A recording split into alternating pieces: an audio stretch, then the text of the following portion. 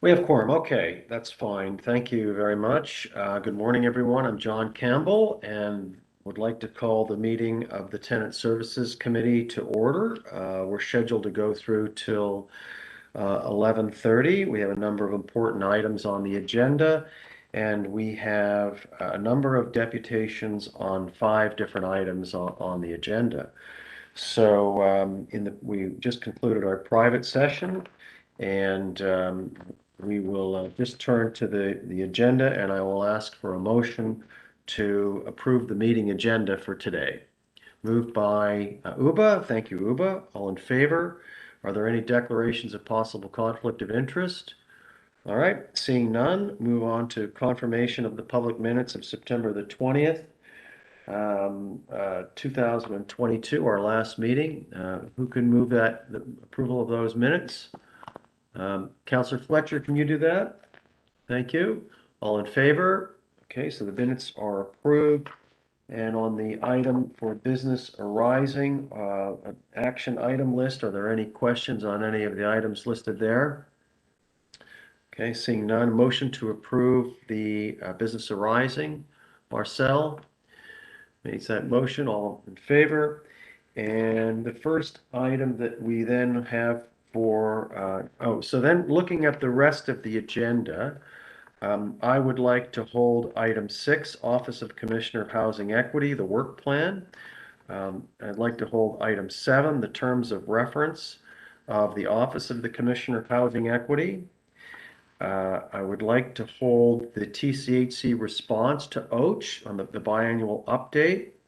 And then we have deputations on 8B, operational performance measures. We have a deputation on C, tenant complaints update, on E, the violence reduction program, on F, tenant transfers, which there's a briefing note to come, or I believe it's been sent.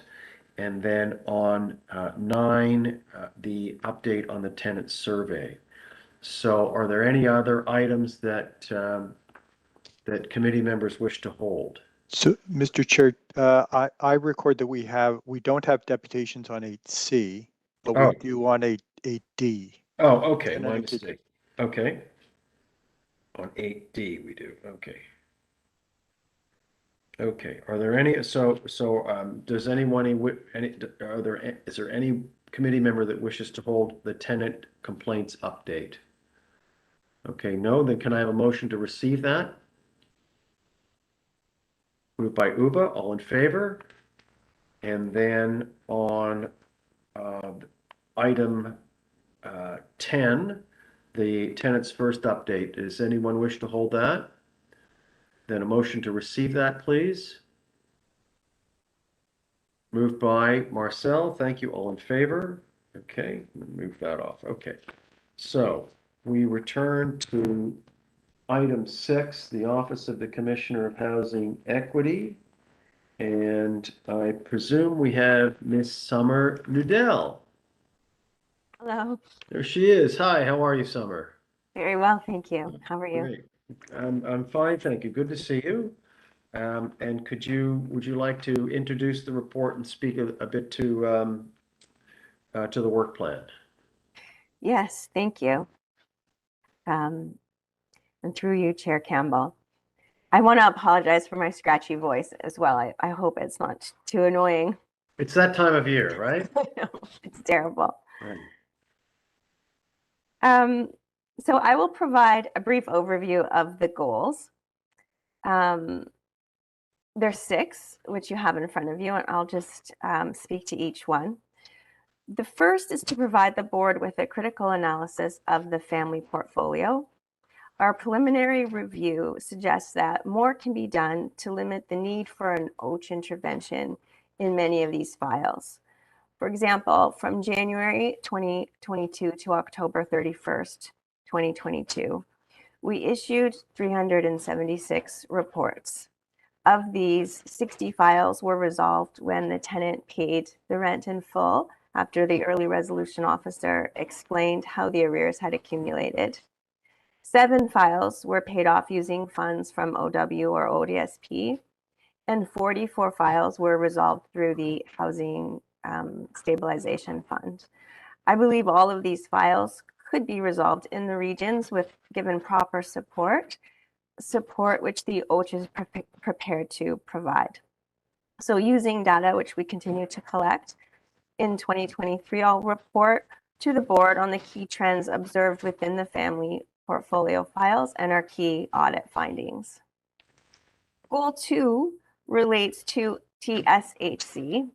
The OACH is committed to work with the TSHC board and management to ensure the terms contained within the service agreement are carried out, and the OACH will issue quarterly performance reports to the Quality and Tenant Engagement Committee of the board.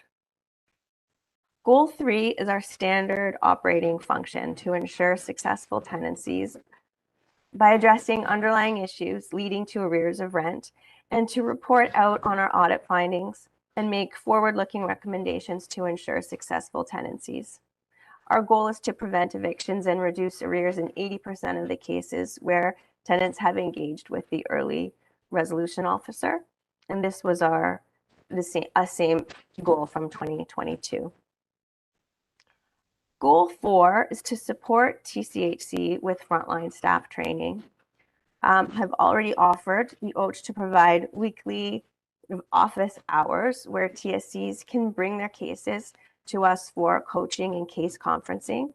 And this will be in addition to the training TCHC has advised is in development. Our 2022 work plan contained within it a goal of collaborating with KBR to develop training with a lens on systemic barriers to maintaining successful tenancies. Due to the changes within OACH, this was not accomplished in 2022, and I've added it to our 2023 work plan. I'm sorry. Our goal is to create a training module on equity with input from KBR. I've already had a conversation with the education and advocacy consultant from KBR in anticipation of completing this goal. And she was a wealth of information, and I'm sure will be a tremendous resource to us in our training toolbox. Goal 5 relates to the OACH providing recommendations to the TCHC and TSHC board through regular board reporting and also through regular meetings with senior management of both corporations. Goal 6. In considering the arrears balance at TCHC, we've been looking at ways to be more efficient with our work and with tenants. Goal 6 is to study our repayment agreements. What makes one more successful than another, and what supports can be put in place to extend the life of an agreement as long as possible. We're collecting this data through tenant surveys and analyzing our statistics on breached repayment agreements to accomplish this. The OACH will present the outcomes of our performance goals for 2022 at the next board meeting, the next TSC meeting. And I can advise at this point that all of our goals were met except with the exception of providing that training to TCHC staff in 2022. And I expect that the OACH will exceed this goal in 2023. I'm sorry for my voice. That's all right. That's all right. That's That's good. a summary. Okay, questions from committee members. Councillor Fletcher. Yes, it's the one I'm most interested in is the support for TCH frontline staff by having weekly meetings to kind of keep the OACH caseload low and the staff responsible for getting retrieving rents in their jobs. So that's the one I'm most interested in, and I really want to know why you didn't meet that goal. Was it on your side, or the staff weren't coming to you? Maybe I didn't say it. I may have explained it poorly. Okay, sorry. I'm offering to do that in 2023. What we didn't achieve in 2022 was training on the ACP at TCHC. In our 2022 work plan, we also had a goal to do some training to TCHC with KBR, and we did not accomplish that. Well, I'm most interested in the ACP. So why didn't that happen?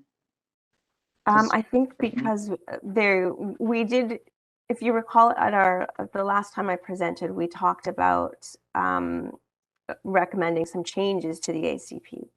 And so it was determined that once the ACP was finalized, that's when the training would be rolled out. And TCHC continues to work on finalizing changes to the ACP as well with their, they have the intervention from the outside company that's helping them to make changes to that. So it was decided that until rather than do 2 sets of training on the arrears collection process, wait till it's finished before doing that training. And so what I've offered is to make myself or the senior advisor from the OACH available each week for TSCs to do case conferencing with us, so they can bring us their cases that they get stuck on. We can coach and mentor on the actual cases that they're No, working I on. understand, and I'm surprised that we did send all the cases to OACH rather than that model, so I just gonna ask Jag how hard that would be to our CEO. How hard would that be to actually get that kind of coaching on files rather than have them all sent over to the OACH? Through you, Chair Kimball, and thank you, Councillor Fletcher, for the question. I see Nadia's on as well. I think that is something that we would look to make a priority as well, and we appreciate the offer, Summer, for that type of support, because I do believe that type of guidance would be beneficial to managing the case workload. And through you, Chair Campbell, just to build on that, we have been discussing that model with Summer, and we do think we can benefit from that approach. And I will work with the teams, the regional teams, to ensure that their staff are aware and they're participating. So are there managers in all 3 zones then overseeing this? So there's tenancy Managers. managers of tenancy management in all 3 regions. I think Summer has interacted with all of them in different capacities, but absolutely they would be leading this work with the supervisors and ensuring that the TSCs are aware of the support being provided and taking advantage of it. And are they able to assign CSCs to go to the OACH and have that, or is it discretionary in your mind? I don't think we got to that level of detail in terms of the process around it. Summer, maybe you can speak to that, but that's definitely something we can look at in terms of one of the recommendations for the TSCs to go through that process before sending a file over. I think we just need to think through what that looks like in terms of logistics. Sure. We're happy to go to the regions and meet with people in person. I think the last time we talked about it, we thought that it would be hard to move TSCs and CSCs out of their hubs because of staff coverage in each building. And so it would mean hundreds of meetings if we had to go building by building and meet with 1 or 2 at a time. So I think the managers wanted to start by doing it on WebEx. But I'm open. I'll do it in person. I'll do it on WebEx, whatever meets the needs. One last question. So is there analysis that you've done that where I guess that some folks are unable to resolve more cases than others and that they would need that training or that coaching more quickly than others? I don't know if you've done your analysis. I don't have that down to the individual. I'm asking TCHC management, not you. Oh, sorry. Councillor Fletcher, and I believe not. Go ahead, Nadia. So through you, Chair Campbell, we haven't done that analysis in terms of OACH referrals. We do know TSCs, the number of arrears they have, the number of tenancies they have in arrears. So we have that level of analysis. I don't think we've ever done a cross section with OACH referrals. So that's something we can do. Okay, any other committee members have questions? No, I have a question, and it's for you, Nadia. How many community service officers do we have that, I mean, they all get involved in the collections process, I gather. You mean the tenant service coordinators or the community? Tenant service coordinators, yeah. So Richard, you can help me out here. I think it's over 100. I don't know the exact number off the top of my head, but each region has 40 to 50. That is correct. So we've got over 100, you say? Yes. So tenant service officers who are responsible for interacting with the tenants to collect the money. Yes, so correct. they're responsible for typically one hub to a TSC. Some of them, some hubs are split depending on the size of the hubs, but yes. And so I guess this is for Richard. In terms of length of service, um, because I'm getting at, I mean, is there a short length of service in general, or is there a long length of service?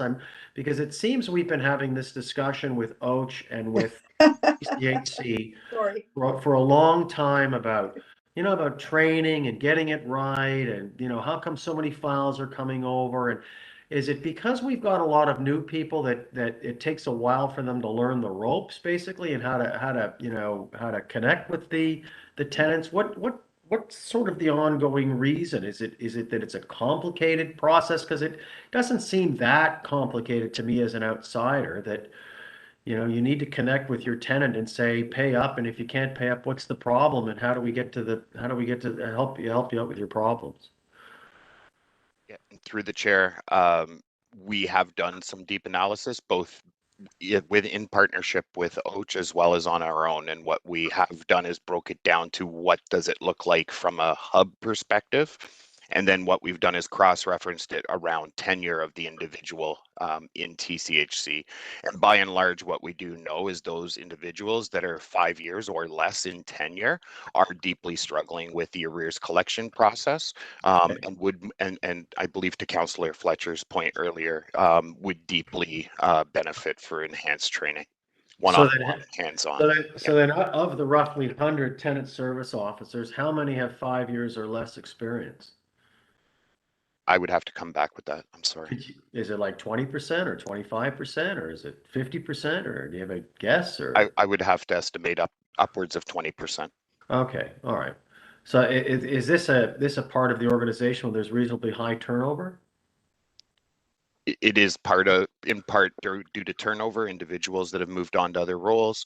Right. But we've also, as part of the restructuring, aligned different unit counts per TSC. So it changed the staffing structure for that role as well. And I'll just go back to the acting commissioner now. So your offer of weekly training, which or no, it's not really training, it's weekly assistance with active files, I guess is what it really is.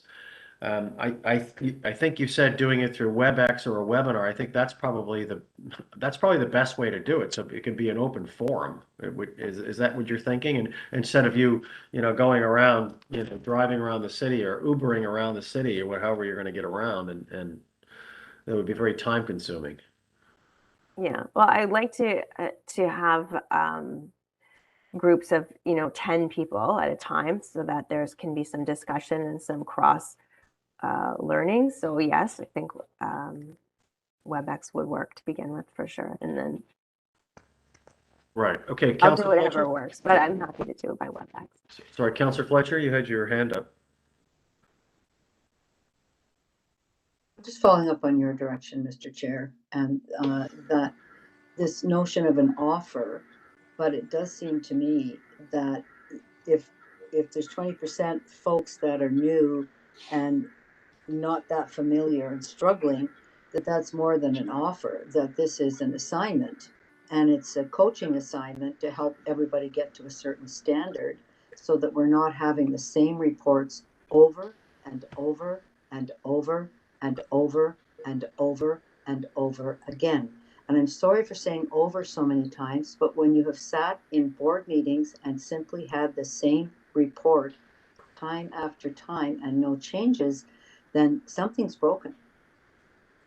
So, Mr. Chair, I appreciate that something's broken somewhere, and we're not running things at the board. We can only say that between the OCHA's recommendations and our staff's operationalizing those, there's not a synchronicity at this point. So I would hope it's not just somebody can decide, well, maybe I'll take it there or not. But since there's managers, there needs to be more active and effective, because it's very difficult once you get into these long slagging folks that haven't paid their rent. The tenants in TCHC are poor. They're low income people. They're going to have rent problems. We try to be very helpful. There's probably a small percentage that just leave and don't pay, but everybody else is just trying to find their way through. And that's why the OACH was put in place in the first place, to be tenant centric. And so it's just helping people that are struggling in their lives already get to a place where they're not going to lose their housing. I think that's really clear for the OACH. So we all need to row in the same direction here, Mr. Chair. So this is a very, very helpful discussion today. And Summer, if I may, just a further question. How many early resolution officers do you have in your office? 6. You have 6. You have 6, and then you have 1 senior advisor? And what's the full complement in that office? 10. 10. All right, so you're short 2 people. I have a reporting assistant and an Okay. administrative assistant. Okay, you have 2 others. Okay, so you're at full. And how are the duties of the 6 early resolution officers divided up? Is it geographically, or do they just take the cases as they come in? How is that separated out? We refer the cases to the early resolution officer, the one by one, like everybody gets the same amount of cases. Right. When assigning them, we try and clump them up by geography so that we're not wasting time traveling across the whole city.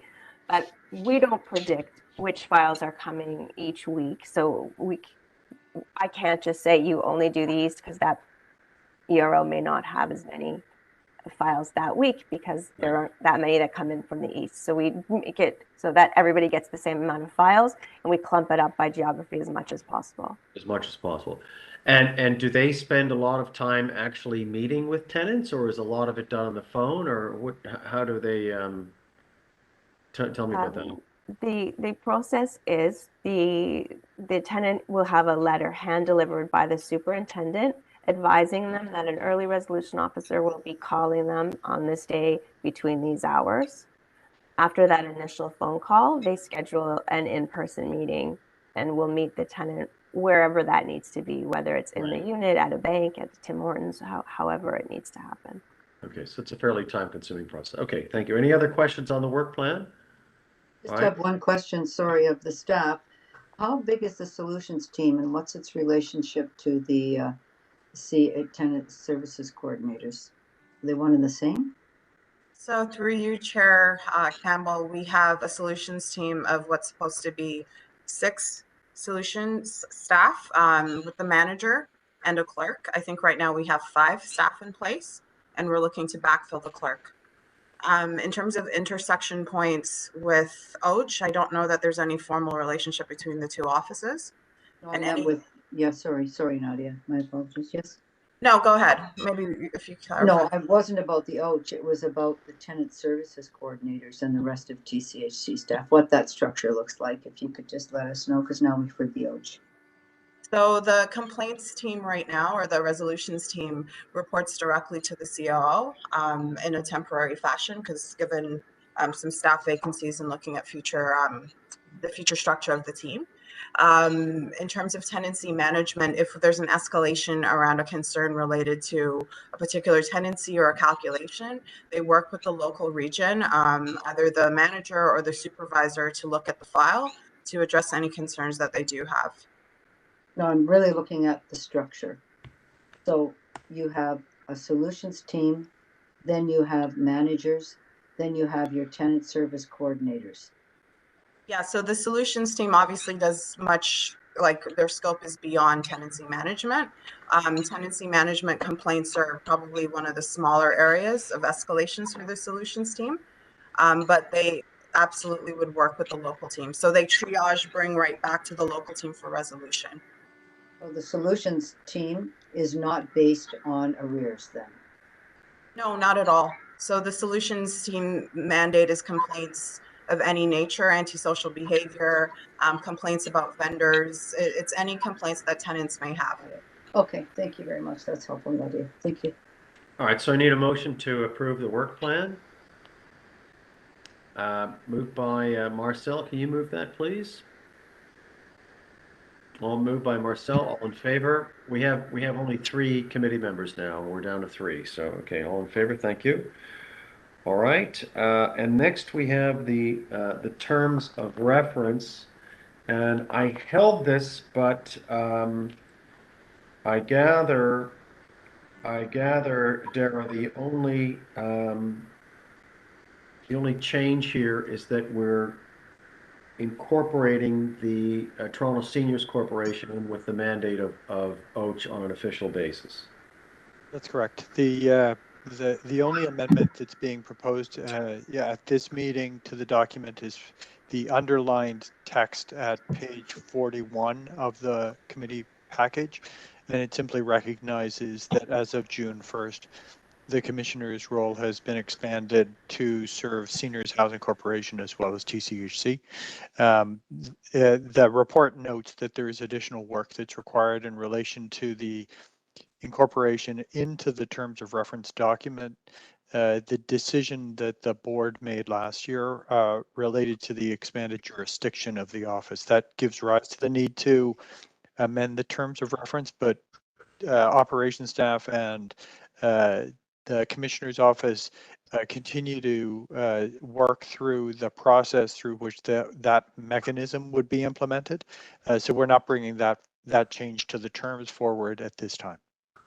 Sorry, were you referring to, sorry, can you just repeat that last bit? Because I was looking at my notes.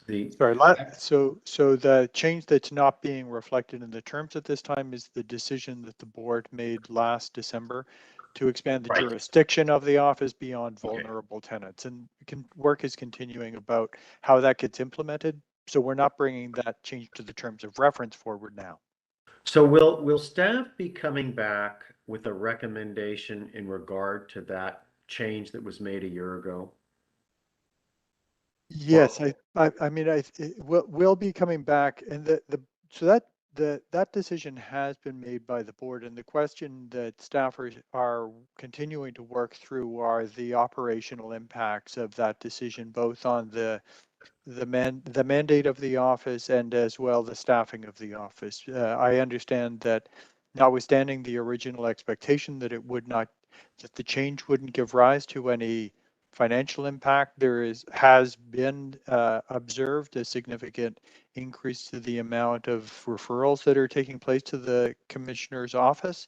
And so the question becomes, how do we manage that either within through the adoption of different processes, through the addition of additional staff to the commissioner's office, or do we need to, or does the board need to receive further advice in relation to that matter? And revisit the decision, perhaps, right? That Okay. may be a decision for the board to make. Okay. Okay. If there are, okay, so, and then could you please, for the purpose of public consumption, discuss again sort of the 2-year period of the shared services in regard to the shared service agreement with respect to reporting procedures, resources, and funding for the transitional period of 2 years. Could you again outline the intent of that 2-year period? Yes. So and this is referenced at page 29 of the 29, materials. And so the council, in determining that it would establish Toronto Seniors Housing Corporation, wanted to ensure that an office, the commissioner's office, was able to continue to provide assistance to tenants who were at that time TCHC tenants, but would be, with the rollout of seniors housing, tenants of the Toronto Seniors Housing Corporation. And so a decision was made by council at its meeting in May of 2021 that directed or requested the boards of both corporations to enter into a shared service agreement with respect to reporting procedures, resources, et cetera, to enable the office of the commissioner to continue to provide services to tenants of Toronto Seniors Housing Corporation. And so in June of this year, when the Toronto Seniors Housing Corporation was established, That agreement was put in place. It's a tripartite agreement between seniors housing, community housing, and the commissioner, through which the commissioner served both corporations. At this time, the direction was that that arrangement would continue for a period of 2 years from the date upon which the Toronto Seniors Housing Corporation had been established, meaning that it would continue until June of 2024, subject to any decision to extend it or address it prior to that date. Got it. Okay. All right. So I need a motion to approve the terms of reference for the Office of the Commissioner of Housing Equity. Moved by Councillor Fletcher. All in favor? Okay, that's approved. Next item 8, is the TCHC response to OACH, and I held this item 8A. This includes developing parameters. Yes. So I don't know if there are any. I'll ask committee members if they have questions first, and if not, then I'll just proceed. So, we have the Learning and Organizational Development Group. We have the Arrears Task Force. We have the Tenancy Management Training Advisory Committee. We have set up all of these organizations to help sort of get this right. And we're still having problems getting it right from an operational standpoint, which we've discussed, right? And we talk about the need to develop and provide clear communications and standing operating procedures for frontline staff. And this has been ongoing for years. I mean, long before you were in that chair, Nadia. And it seems to me, I mean, as I read this, we have all these organizations coming together. These, the Tenant Management Training Advisory Committee, the Arrears Task Force. Then we're looking at, hiring an external vendor, it says, to carry out Lean Six Sigma, processes. Can you explain how all of this comes together and why all of these different and assorted groups are necessary to get this process right? So, through you, Chair Campbell, in terms of learning and organizational development, that's our HR wing that does the training. The training committee that you spoke about has frontline staff as well as management. And the reason why we pulled that group together is how do we prioritize which training that we focus on? Because there's a lot of little pieces in terms of the role. And so that group is helping to advise on sequentially setting up the training and what focus areas we needed to look at. So that's why that's there. In terms of the other group you mentioned, the arrears, sorry, can you just remind me? There's the Arrears Task Force, which I guess has just been launched right now. To develop an arrears reduction plan to stabilize and reduce arrears over time. So Richard, can you speak to that piece? Yeah, through the chair, we developed a arrears task force, which is really through our data and analytics team. It's to work with our new systems homes to extract the data by hub that will help inform our areas where we would want to focus. So it identifies trends and data and information needs that our hubs will need to be effective at arrears as a whole, but it will also inform hubs where they are having some challenges and some struggles. And that's why we're looking to expedite some of the situational tables with Summer, where we will work with OACH to embed supports and capacity building within some of those hubs. So it's through that data and the work of that group in which we've identified some of the challenges around tenure, and it's informed some of our training needs. And what's an example of a trend then that they might identify? So some of the different trends that they're identifying, for example, is individuals that are working within hubs with a tenure of less than 5 years are typically struggling with the implementation of some of our new arrears collection processes, the steps, keeping on the timelines, managing some of the sequential steps, and really ensuring that the quality engagement that we're committed to doing. So And okay, all right. And what's the Tenancy Management Training Advisory Committee? Because that's a training group, okay, and that's gonna, tell me about that. So so that's the, sorry, go ahead, Richard, actually. So this is a committee that I actually lead. We developed it and for full implementation in January of next year. So it will lead, number one, the implementations of communities of practices where the regions and the hubs will speak interdepartmentally and support each other.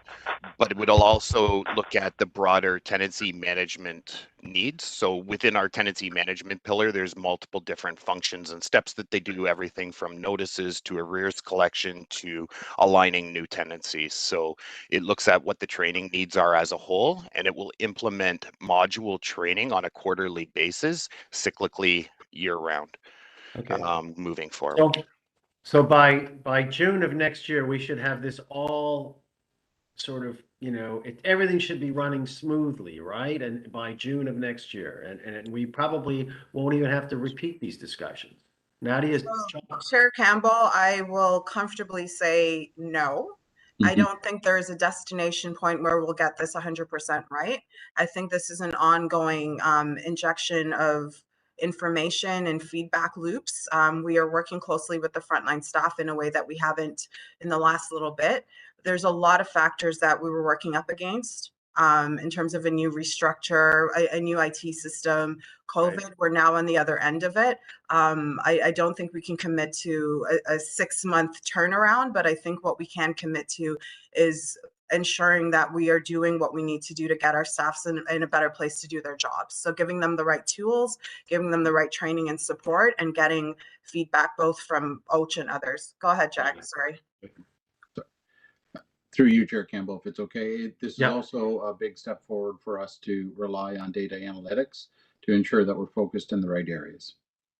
Got it. Okay. And Counselor Fletcher, we can only see the top of your head, by the way. Oh. It's you need to adjust your Everybody. camera. Yes, thank Yeah. you. Thank you. Um, Okay. I just wanted to ask you, Jag, about, and you've just hit that nail on the head, the data analytics, which in my history here have been missing, except for large reports. So what will the nature of that be? First question. Second, how will the Six Sigma fit into all of these processes and in making them more effective? Thank you, Councillor Fletcher. From a data analytics perspective, I'll begin with that. We're actually aligning Nadia as well as a few other executive leadership teams, Paula, Barbara, and we're looking at how we are going to use the existing resources to essentially begin to outline those data analytics reports and where we're going to focus and move that forward. So it's it's aligning our internal resources now in order to take a step forward from a data analytics perspective. And then from a Lean Six Sigma perspective, Lean Six Sigma is predicated on data.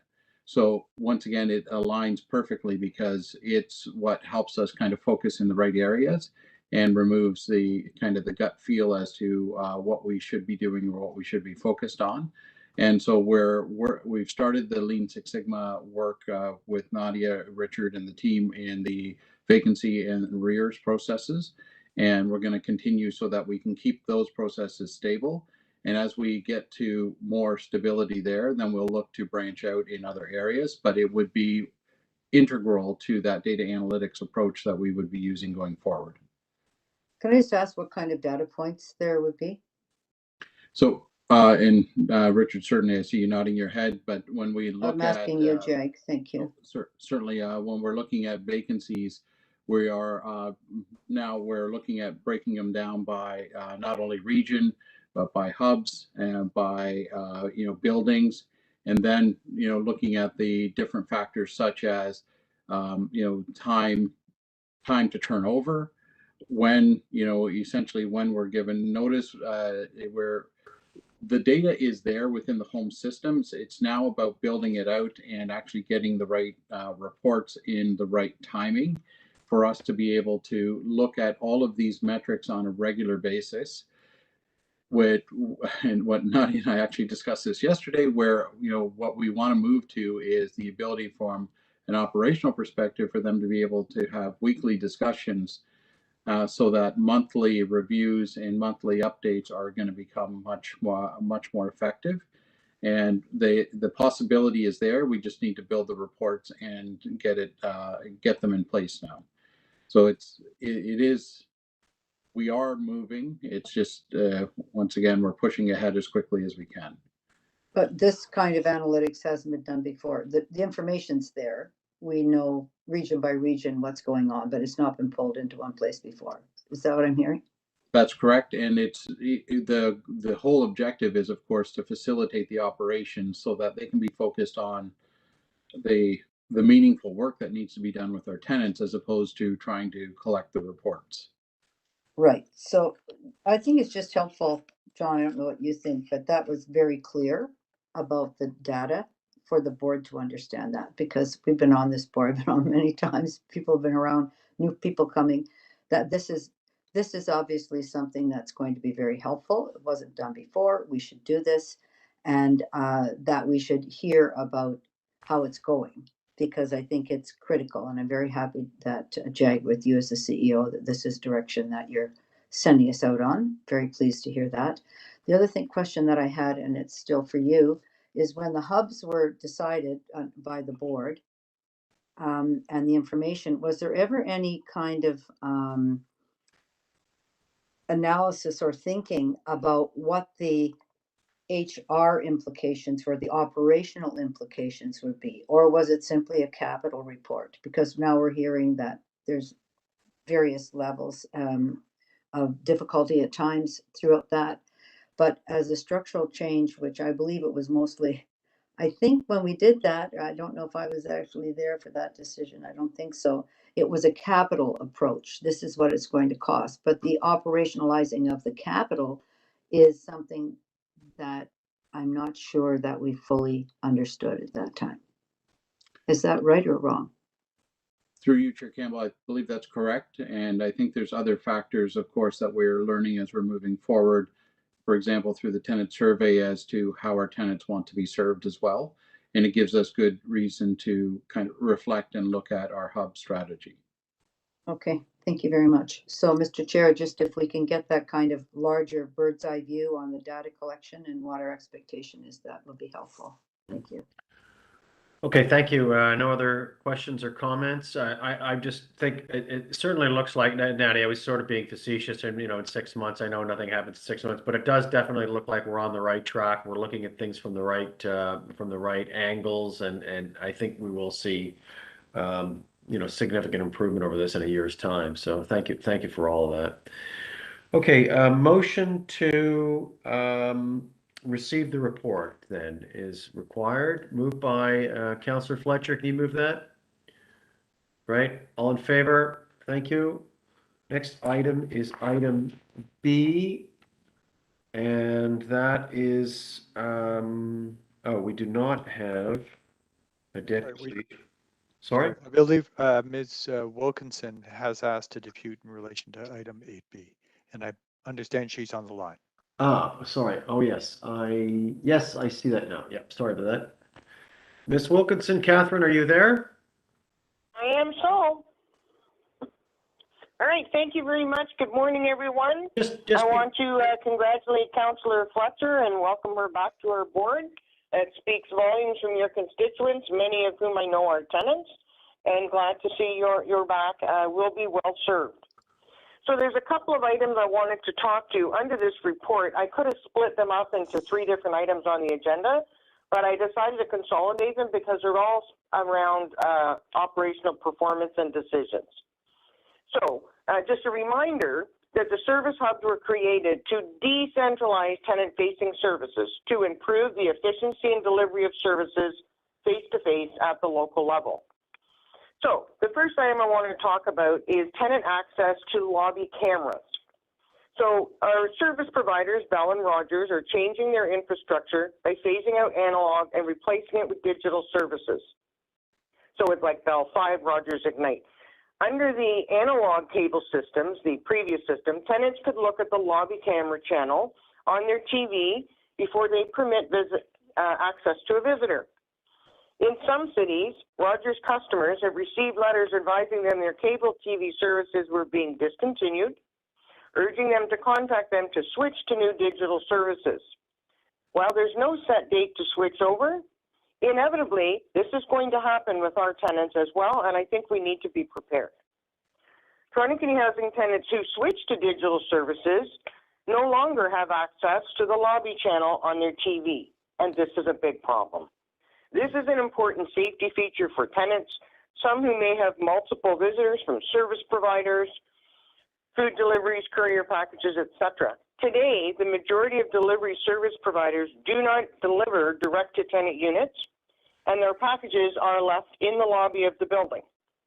For example, Walmart groceries. Your groceries would be left in the lobby. So presently, there's a sense of security because there is a lobby camera. But now, many tenants cannot access it. So of course, Bell and Rogers, and I'm sure Toronto Community Housing, have received hundreds of complaints that the tenants want them to restore access to this lobby camera. But I do believe that the stars have now aligned, and I think there's a solution. As Toronto Community Housing uses digital systems to connect to their CCTV cameras remotely across the portfolio, they are using the same technology as the cable service providers. I am recommending that Toronto Community Housing collaborate with them to permit digital access to lobby cameras to restore this important service that tenants rely on. That's item one. The second one is CCTV access for our on-site staff. So our site staff have been trained, and you know this for years, on the CCTV online systems. They monitor and report problems and need for repairs, etc. And it also allows them to identify and often immediately address incidents in our communities, including antisocial behaviors, people who are illegally dumping in our communities or vandalizing. But recently, Toronto Community Housing has restricted site staff access to a screenshot only. So they can't go back and address an issue that's happening in the community because they can't see it. So this is a great disservice to tenants. The site staff work as a team to address local incidents through tenancy management. Well, initially CCTV is intended to capture criminal activities and vandalism. It also serves to identify antisocial behaviors. So I would recommend Toronto Community Housing reinstate unrestricted CCTV access to site staff to restore their ability to readily identify and address community issues and antisocial behavior in a timely manner. The third item is fob allocation. So this important tenant-facing service. Pardon? What allocation? Sorry, fob allocation. So, Catherine, I'm trying to understand how your comments today relate to the report on operational performance measures. Okay, as I indicated earlier, I could have divvied these up to put them under 3 different deputations, but as they're operational performance decisions, I decided to do them under this report. All right. Okay. It's a bit random be talking about CCTV, but carry on. Well, I could have done that under the violence reduction program if you know what I mean? Like, yeah. Oh, I could have gone under tenant complaints, but I thought it would simplify it for you and me. Okay, go ahead. Okay, so the last item is very brief. So fob allocation, this is an important tenant-facing service that allows the tenants to go to their superintendent or in their service hub and request the superintendent to create a fob, replace a fob, or cancel fobs in the events that they're lost. Toronto Community Housing is considering centralizing fob allocation to the safety unit. I'm not sure why or what the business rationale is. Because if there was ever an on-demand tenant-facing service, this is it. An off-site provider is neither a viable or timely alternative. Staff can reinstate fob changes immediately, such as changes in household composition or access to caregivers. New contractors or subcontractors may require additional fobs on demand. I urge Toronto Community Housing to leave responsibility of fob allocation to the site staff at the local level. I'd like to thank you for your consideration of these operational decisions that have impacted our tenants. Thank you. Okay, thank you. Any questions of the deputant? Okay, seeing none. No, I have the question about when did the changes take place for fob staff, for the fobs for site So staff? your, and sorry, your questions for staff then, right? No, I'm asking Catherine. Oh, Catherine, To are know you still about there? it. Okay, And- so it And was your a understanding, proposal. what was the reason? I'm sorry. And what have you heard the reason to be, please? There is no reason. That's what I've heard. Nobody quite understands why that proposal would happen, but I think it's been temporarily put on hold. And I And want to make sure that the board is aware so that we can make sure that they don't lose that. Okay, For you, Chair Campbell, can I respond to that? Yes, yeah. So, Well, we don't want to back and forth with the deputy. Are there any other questions of the deputant? No. Okay, thank you, Catherine, for your deputation. Thank you. Okay, Nadia, did you want to speak? yes, around the fob allocation, it's a process that we're looking to put in place around compliance and oversight as required by internal audit. So this was one of the recommendations in terms of putting oversight in place. And so we were looking to do that through a centralized team on the CSU side. It wasn't to remove local responsibility in terms of having some oversight over that work. We have put it on hold, given that we need to map out what the 416 teams will be doing at the local site, but that was the reason. It wasn't for no reason. It was we were trying to put oversight and compliance in place. The audit had found that there were a lot of fobs that were in the system that were not necessarily accounted for after a tenant may have left. And so we were trying to have a very clear delineation so that we maintained a system across TCHC. So that was the reason.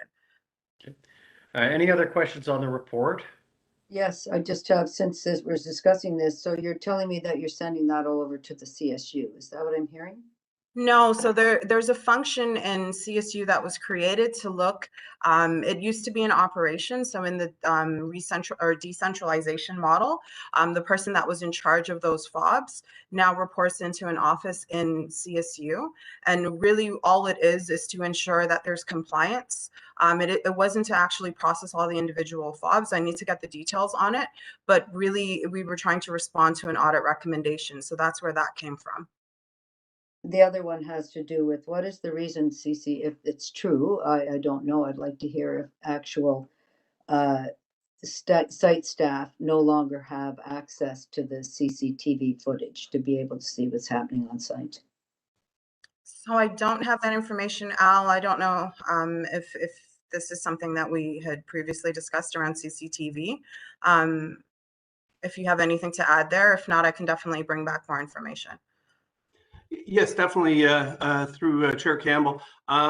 What the issue is the site staff are able to view the footage, live footage. If they do want to review it, retroactively, they do have to contact our unit. And again, it's a lot of the reasons stem back to the security of the footage, because unfortunately some footage was being used for different reasons, and we have to secure it in one location, which is now within CSU.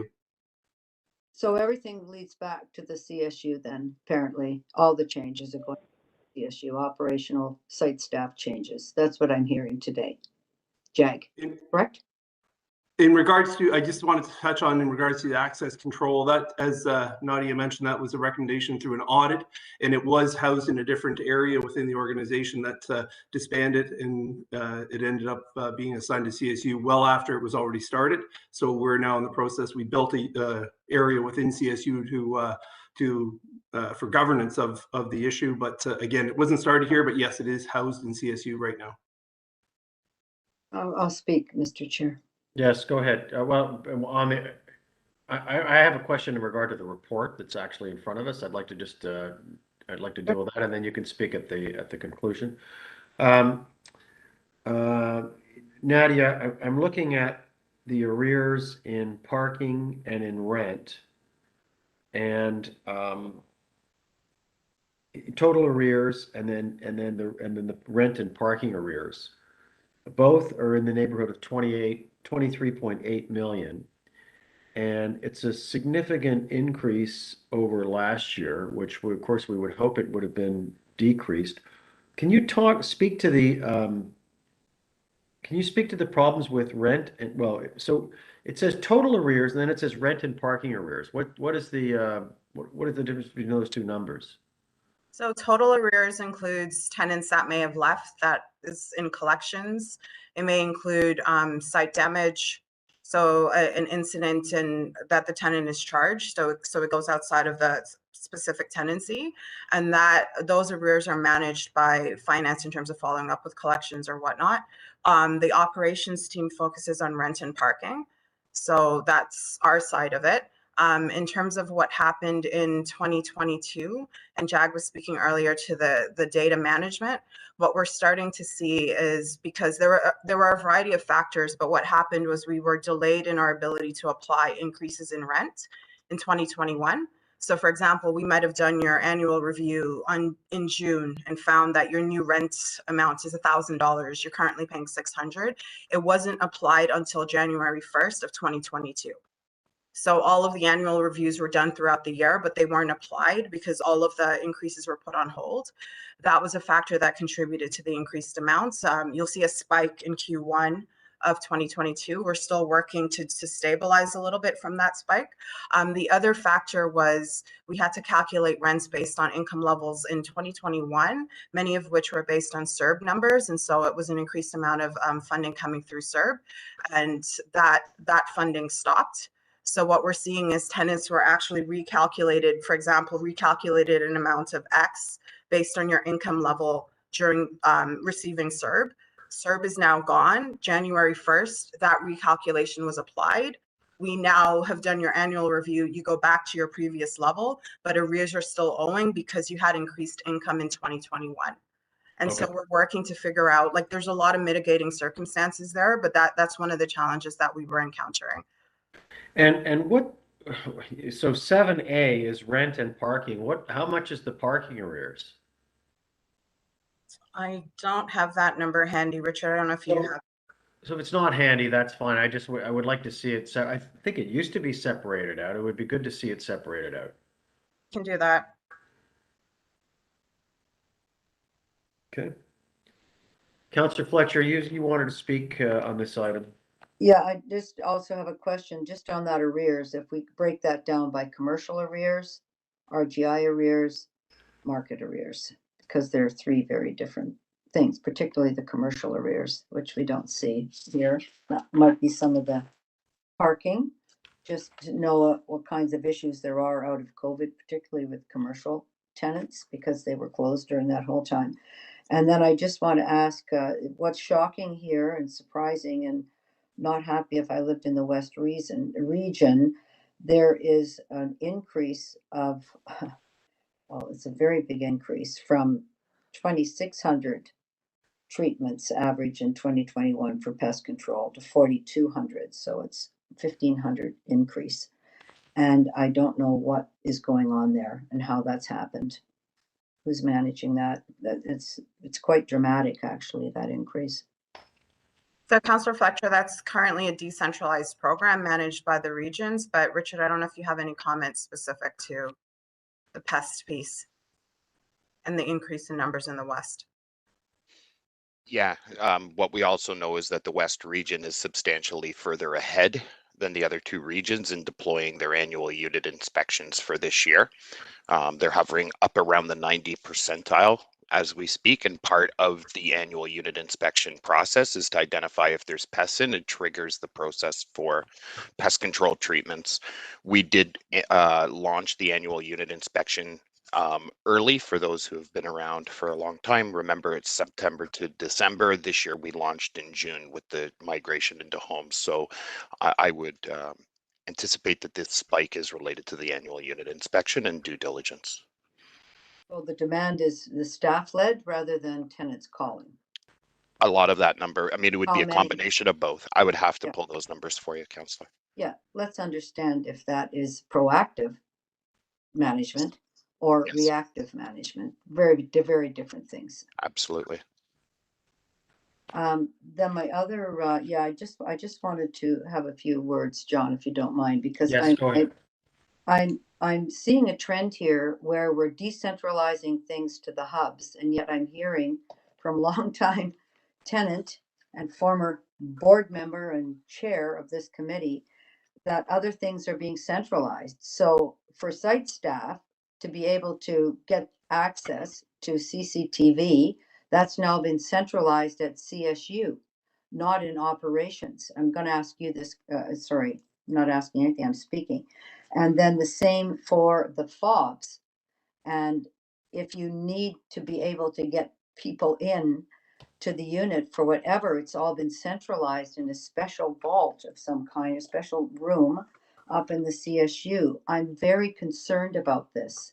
I'm going on record as concerned about this. This is a direction quietly that's happening at the same time as we're saying decentralizing.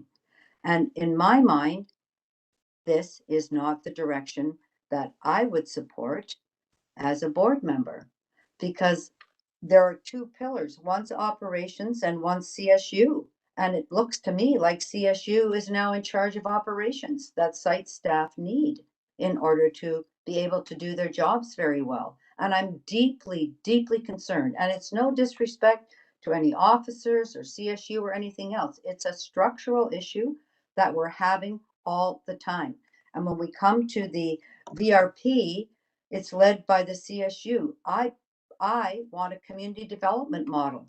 I don't want a CSU model. So I don't know when and how we're going to have that discussion, but it's creeping in everywhere. And I'm extremely concerned about it. And I'm going on record here today that I am. It's a model that I have never, that I know of as a board, agreed to. So that is a problem. Okay, But that's my speech. I'll defer Nobody to has the to answer it. CEO. I'm just telling you. Jag would like to comment? Yes, thank you, Chair Campbell, and Councillor Fletcher, thank you for your comments.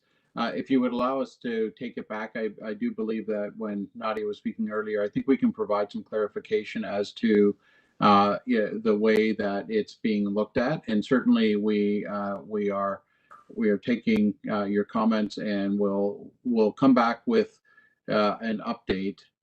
I believe there are good intents as far as addressing internal audit findings. Perhaps it hasn't been articulated as well or isn't as detailed as what we should have been. But if you would allow us to come back with some further details and certainly to respond to the concerns. I'm happy to have that, but I'm really flagging that there's something going on, that this continually is shifting over, that we're finding a few issues and then shifting everything over. It reminds me of when there was some issues with some dollars in community, that everybody had to go to a vendor to get their turkeys for Christmas. So the impact on tenants of these kinds of changes, we can't underestimate it. It's their daily lives. A caregiver, somebody coming from out of town. It's a management issue if nobody was tracking that. It's not changing the whole system. And I'm very, very concerned about it, Jake. I'm sorry. I don't get concerned like this very often, but I am extremely concerned about it. Understood. And certainly if you would just give us the opportunity to come back with some further detail, would be happy to do so. Well, Okay. how about further Can I say one details thing of on the that? migration of everything to All right, CSU? we are, okay, all right. Thank you. I've stopped. I'd like to conclude this item, okay? And we move on. We still have a lot of items on the agenda. Motion to receive the report, moved by Councillor Fletcher. All in favor? Okay, that's approved. And then we move now to item 8D. And we have a deputation from, we have two deputations on 8D. Yes, and the first deputant is Kathy Birch, Mr. Chair, who is also deputing on item 9. And I understand that Ms. Birch is asking if she can make both deputations at the same time and be given a couple of extra minutes to speak to both matters. Yep, so she's talking on the tenant survey and then on tenant engagement. That's fine. Ms. Birch? Good morning. Can you hear me okay? Yep, you can start. Okay, great. Good morning, everybody. I'd like to speak to you on item on the tenant engagement refresh, on page 2 of 3, it speaks to the end of year regional forums. 2 of the 3 forums have taken place, and I attended myself to check for specifically accessibility issues at these kind of events. And I did that because on November 8th, I actually gave the AODA training to all of our CSCs, and I wanted to see how they applied what they had been trained on just a couple of weeks earlier.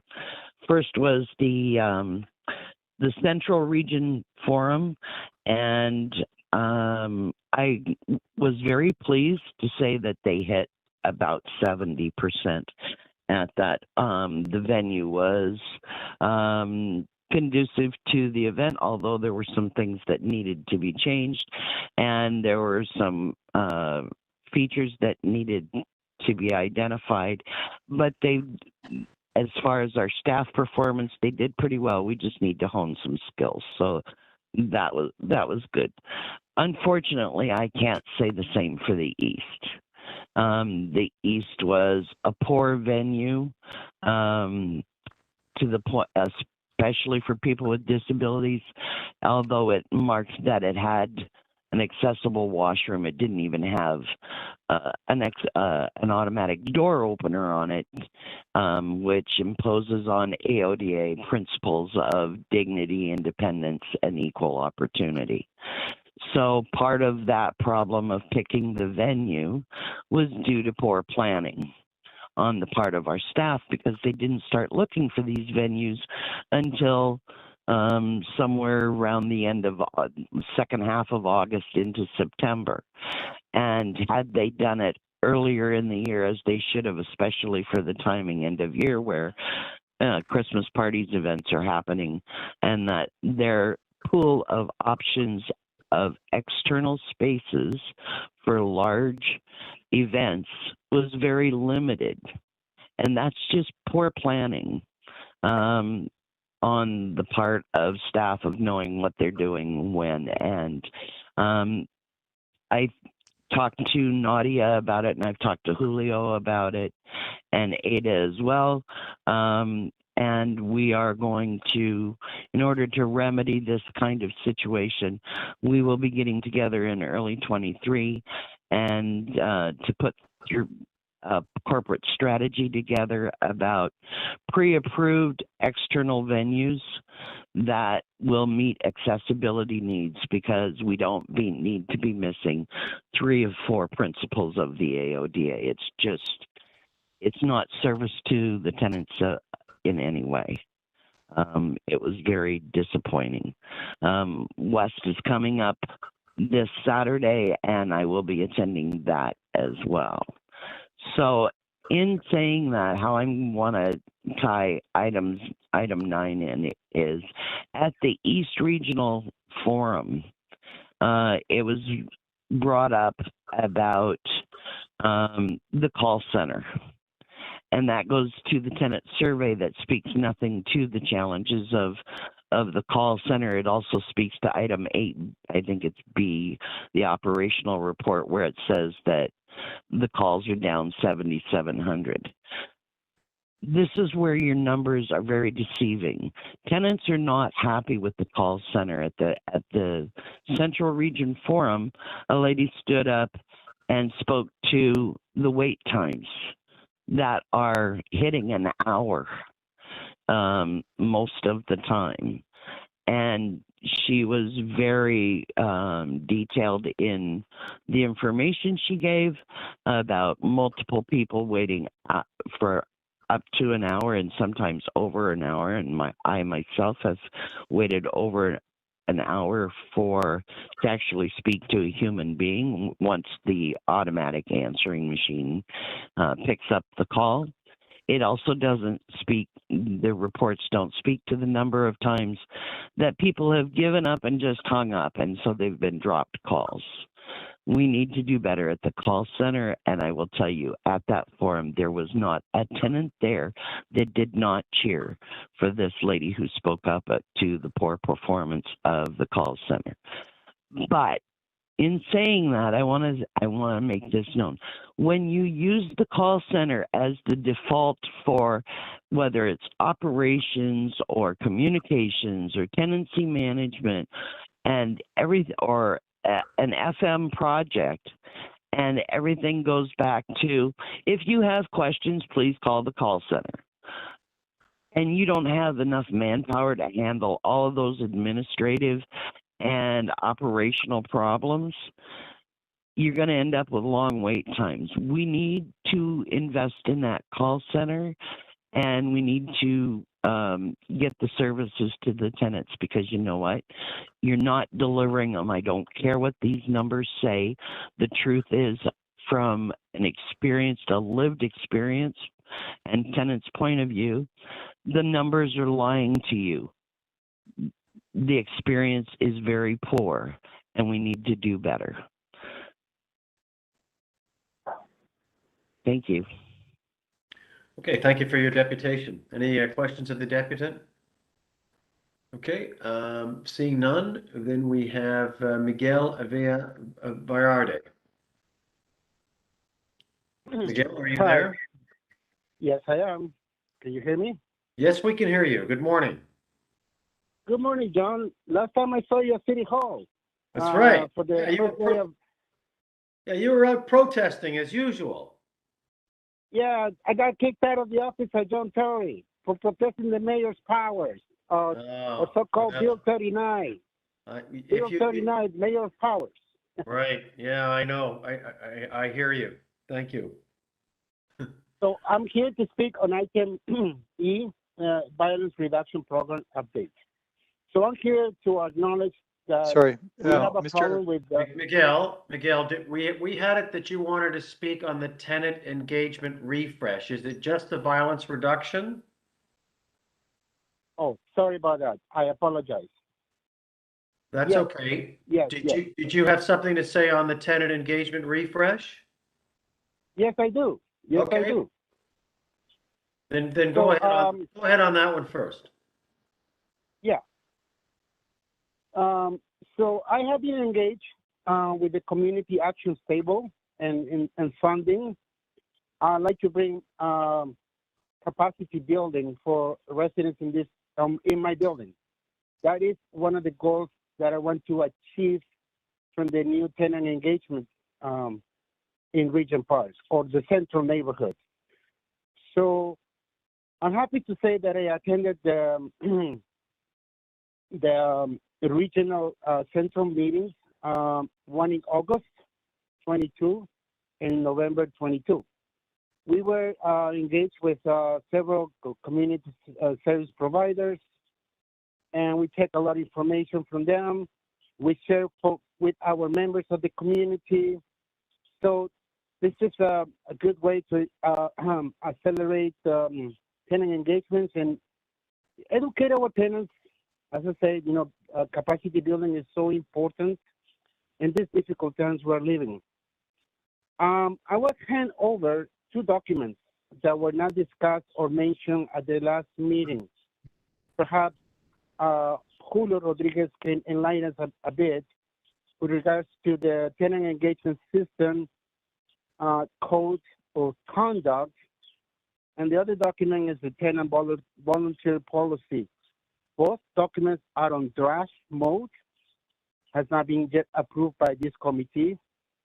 And I wonder it was the intention for Julio to inform us residents as to what is to come down the pipeline. I noticed right away on reading these 2 documents, the absence of tools for conflict resolution. We cannot ignore it, that sometimes interpersonal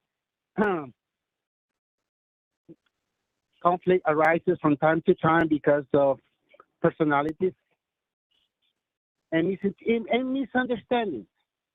So I wonder if right now I can make that recommendation to the Tenant Services Committee with regards to the tenant engagement refresh update to have these tools available for residents when they are engaged in a situation where there's no end and we try to move on. There's so many things happening in my community. We had the rezoning happening here in Regent Park. We had the tower renewal of 220 Oak Street. We want to emulate, copy the job opportunities from 250 Davenport Road. And that is something that we'd like to see happening. Also take advantage of the current community benefits before it gets chopped or changed by the new definition of Bill 23, which is the 4%, which is a different formula to get community benefits. So that's going to be a new game changer in 2023. But as I have heard from the tower renewable team, is that they are in talks to secure contracts with a company that will hire TCHC tenants in the near future. I wonder could get some updates on that regards. That will help me tremendously. Those are my comments for today, John. Okay, very good, Miguel. Thank you. you. Are there any questions of the committee members? Okay, I don't see any. Right. Okay, and on the report from staff, any questions on the report? Okay, seeing none. Can I I have have a motion, sorry, on 8D. on 8D? You have a motion? Yes, I do. Okay. What's I'll just explain it. It's actually to refer it to the report over to the deputy city manager to just review it as far as the Tenants First is concerned, as far as the Tenant Advisory Committee. There was a Tenant Advisory Committee under Tenants First for the whole Tenants First. There was a Seniors Tenant Advisory Committee that was created for the seniors and working with the city. And now there's a Tenants Advisory Committee that is being suggested here. And since the shareholder agreement is very clear on the importance of tenants and organizations, I would just like to refer this there for any comments prior to us adopting that, to make sure it's aligned with that same model that we've used all along. And having been very involved with the Senior Tenants Advisory, it can be a very, very important committee. So just to make sure we're all aligned, since we've spent how many years and how many dollars on Tenants First, Mr. Chair? Do you want this referred to the deputy city manager? Correct. Which deputy city manager is Well, that? I've sent that to Derek, Social and Community and Social Services, where Okay. Tenants First is nested under that, and then it can come back. Thank you. And in anticipation of a comment, is that a commentary? Correct. Yes, correct, yeah. Mhm. Okay, Dara, do you have that? I don't see that this morning, but I just emailed it to you, Dara, but sorry, what happened to that? sorry, is this reflective of the motion that receive it for information and refer the report to the city's deputy city manager for community and social services for comment as to the application of the Tenant First principles?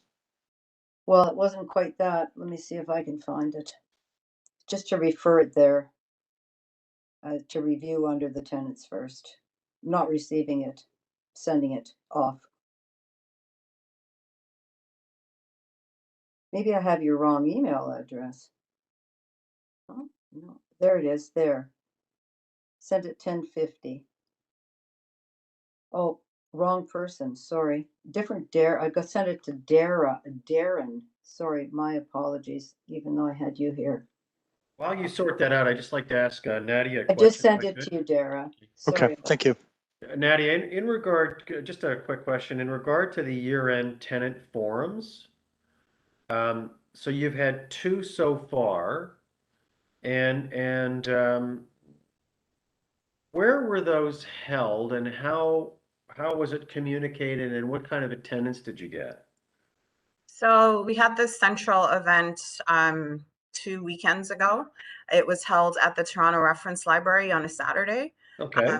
The information was shared with all tenant leaders. I know the staff did phone calls, sent out emails, and collected information on everybody that was involved in the tenant engagement system and invited them to participate. I believe we had, and Williams or Julio, you can help me out here, at least 100 tenants at the central event. Okay, that's pretty good. So I think it wasn't the numbers we were originally anticipating, but it was a decent turnout. It was a really cold Saturday. The event last week was in the East that had a better turnout. So I would say about 150 tenants. Really good opportunity for us to connect and get feedback directly from the tenants. One of the other benefits of these sessions, we're actually doing a survey, a real-time survey with the tenants to give input into the tenant engagement system.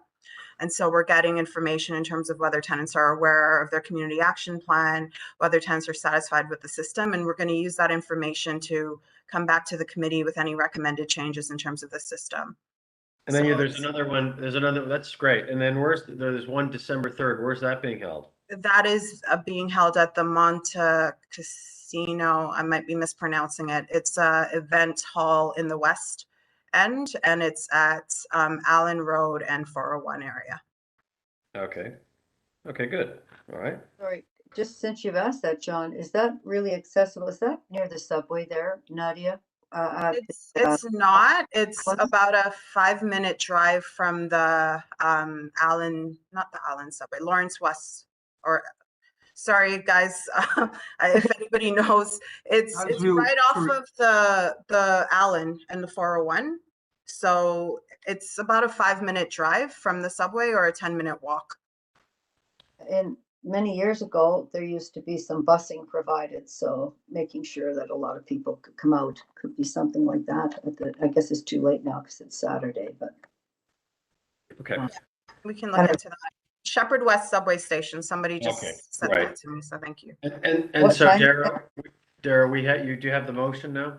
Yes. No, what time is that at, Nadia? Just 9:30 to 3 on Saturday. Yeah. So the motion, receive it for its information and refer the report to the city's deputy city manager for community social services for review under tenants first. Great. Okay. All in favor? Okay. Terrific. Thank you, Dara. You got my email. I did. Thank you. The other person's wondering what that is. I got the wrong email earlier. Okay, so we move on to item 8E, the Violence Reduction Program update. And Miguel, you're back with the deputation. Yeah, hi. Can you hear me? Yes, we can hear you. Okay, good. So thank you. I just want to add to what the comments made by Ms. Wilkinson with regards to the lobby channel. I think we should have it back for every resident. We should not be conditioned to have a Rogers plan with them.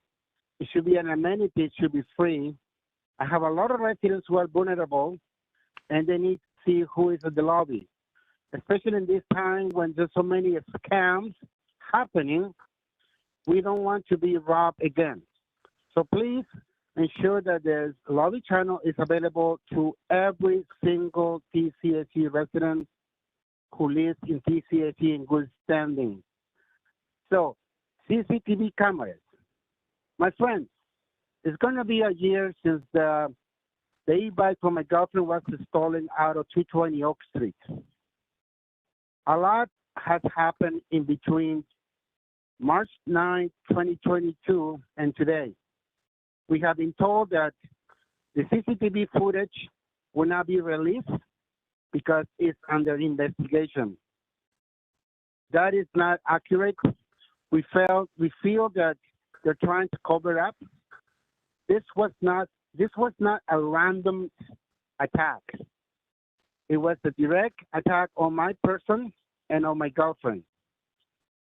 I want to ask, why is that TCHC trust us with so many things, like tenant engagement, tenant participation, budget preparation, meetings, etc., etc.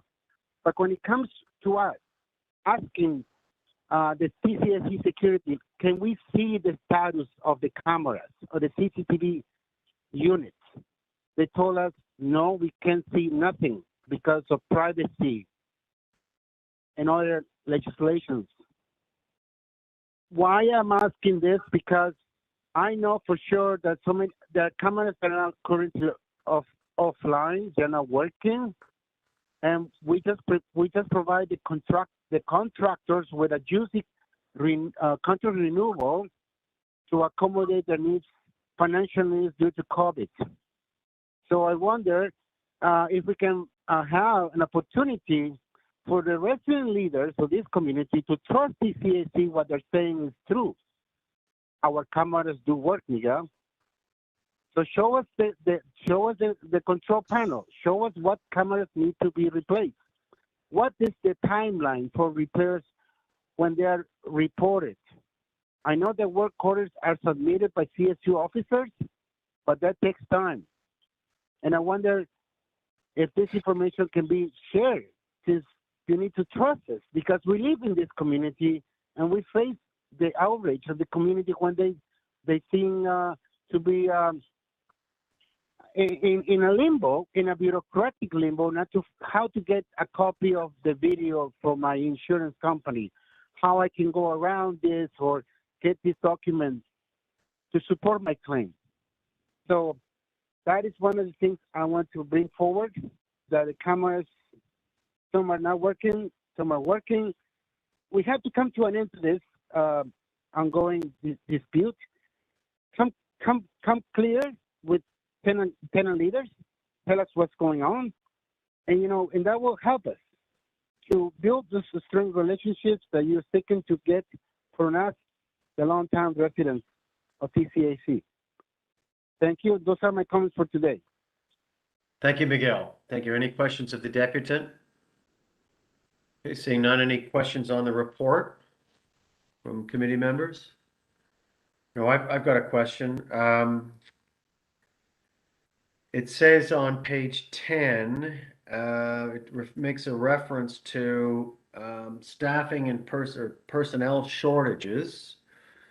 CSU VRP has not been fully staffed due to the personnel shortages. Can someone explain? Oh, and then it says, and at least one VRP collapses daily. What does that mean? So through These the Chair shortages Campbell, these shortages remain an ongoing operational issue, and at least one VRP collapses daily. can I ask Alberton to speak to that piece, please? Yes, Chair Campbell, on that issue, unfortunately, CSU does have a turnover rate that is a little higher than most. Recently, we lost several special constables to hiring by the Toronto Police Service, and it definitely impacts our ability to staff the VRP. The calls for service is one of our core functions, and when it says collapses, it just means some of the VRP staff who are pulled off the on-site VRP designated assignment and put into vehicles to be able to respond throughout the city to calls as required. How many officers did we lose? Unfortunately, we're still kind of finding out daily, but it's around 8 to 10 that we've lost just in this recent wave.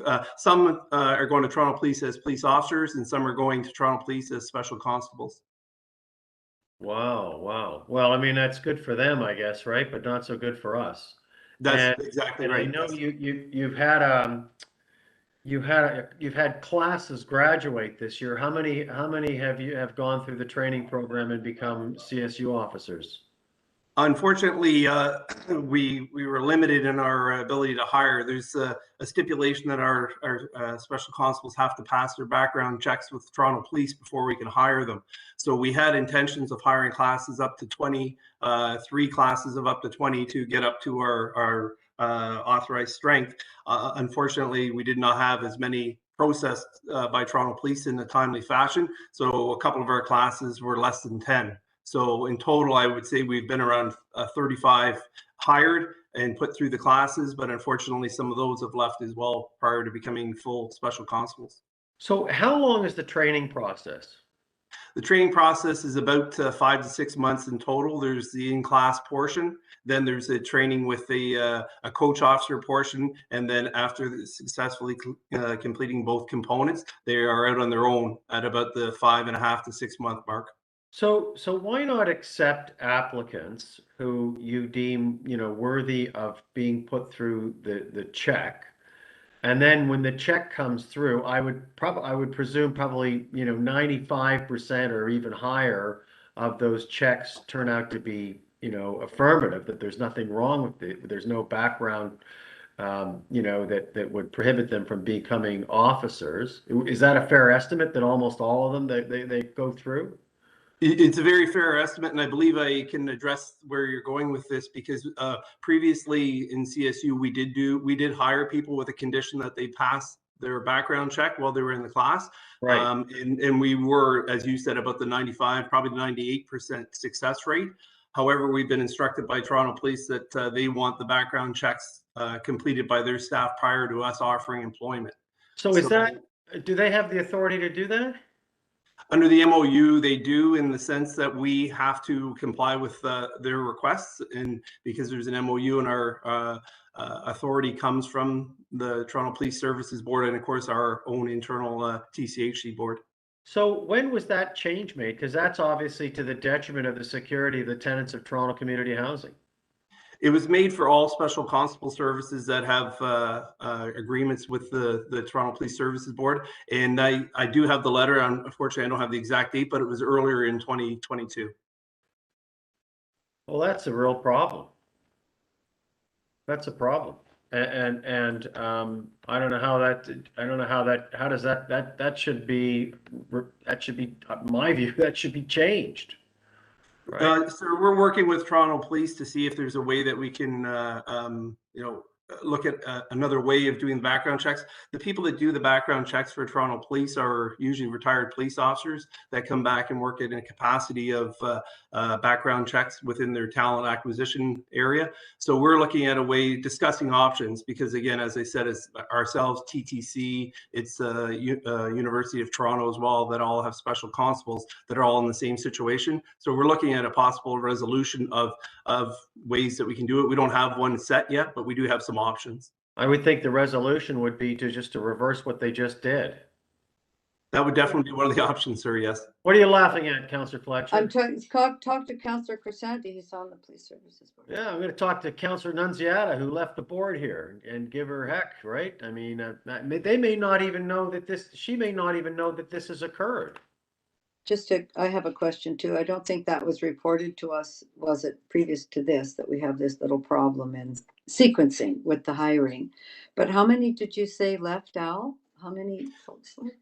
Yeah, just Councillor Fletcher, yes, just in the last 2 weeks is what I would say. We've started to receive resignations because what happens in the policing services, there are dates where the Ontario Police College do their hiring, and all services hire accordingly to align with that date. So Toronto, it's been approximately 8 to 10. I'll get the exact number, but again, I haven't gone through all my emails today, so I'm just saying approximately at this point. So 8 to 10, and leaving to be special constables associated with TPS itself. Only a couple, Councillor Fletcher. The majority are going to be police officers. I believe 2 are going to be special constables, and the other 6 to 8 are going to be full police officers.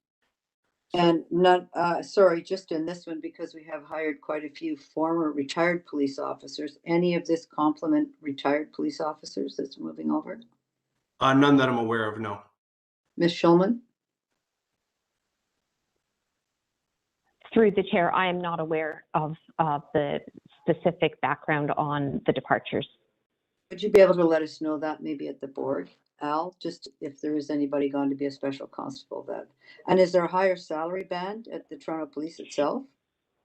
Yes, there is. For police officers, the band is much higher. They start at a lower rate from our top person, but they work their way up. I'm sorry? For special constables. For special constables, they're slightly higher than ours as well.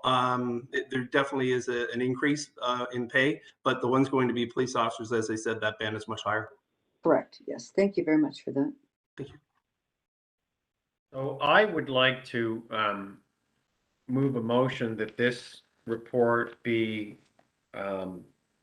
received and referred to the board with an addendum, if you will, that outlines the CSU, and it can be in the form of a briefing note, with a CSU update on its staffing and that particular, and a paragraph on that particular issue.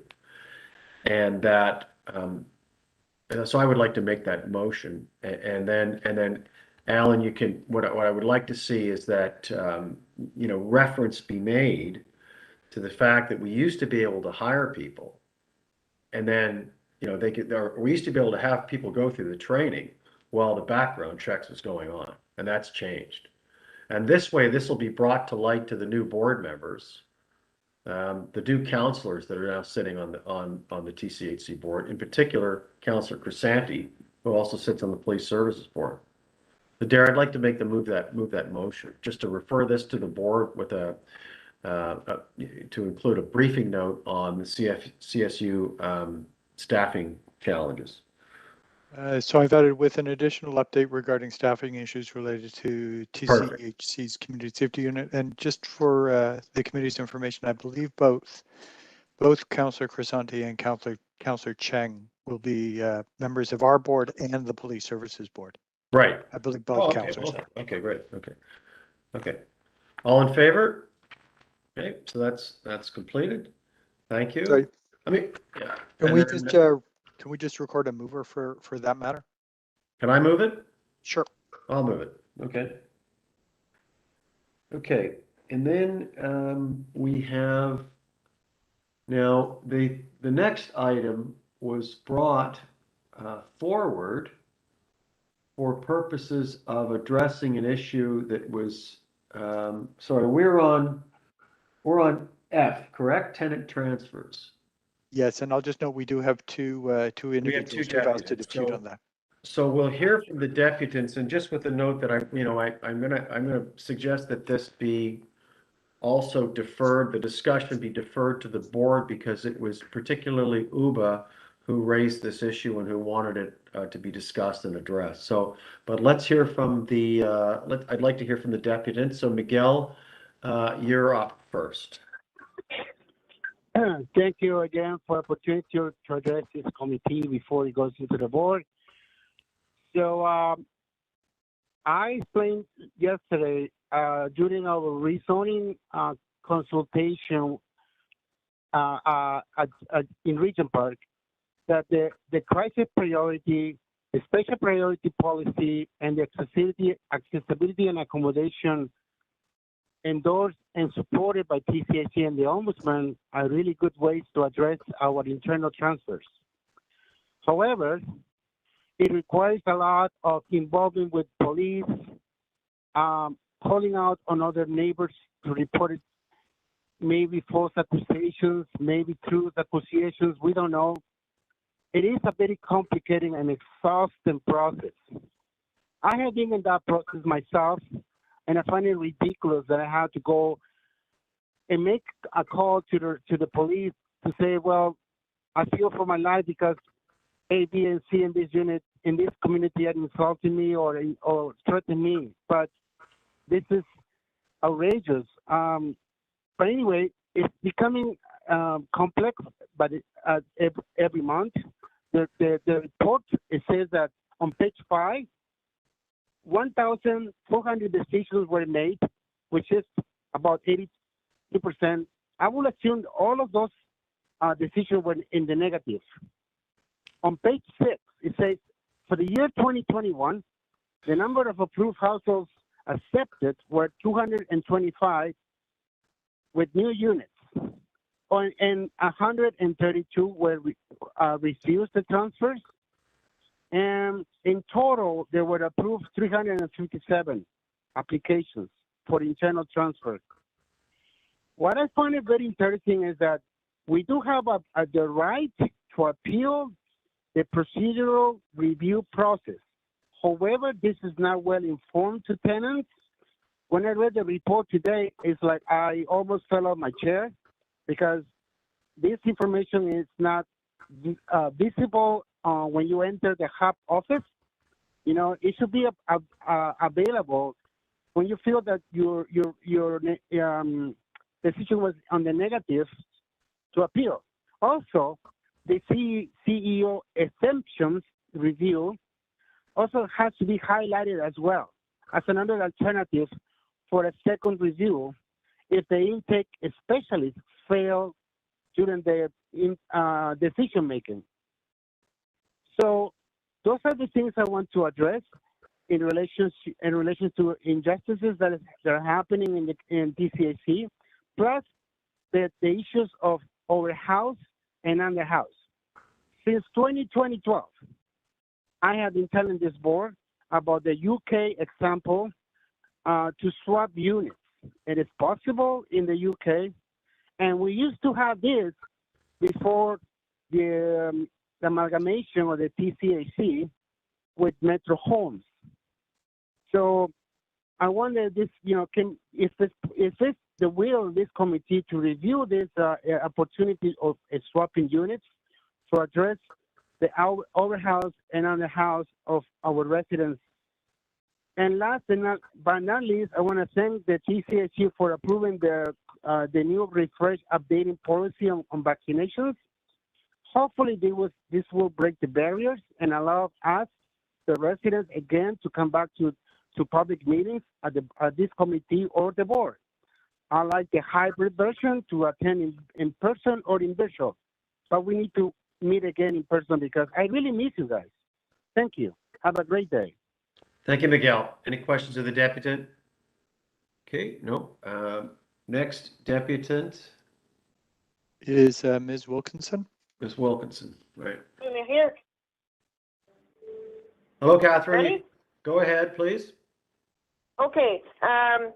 So I'm speaking exclusively to the internal tenant transfer program, so there'll be no confusion. This briefing note, as you're aware, was rather a late addition to the agenda, so it was pretty short notice for the board members and also for stakeholders to prepare in advance for the meeting. And I know that's a rare occasion, but we have to be mindful that other people have other things to do as well. The briefing note, it's well written. It articulates the transfer categories criteria and the next steps. And I'm pleased to see we'll be moving forward with tenant consultation when reviewing the new policy. So there's a lot of positive things happening here.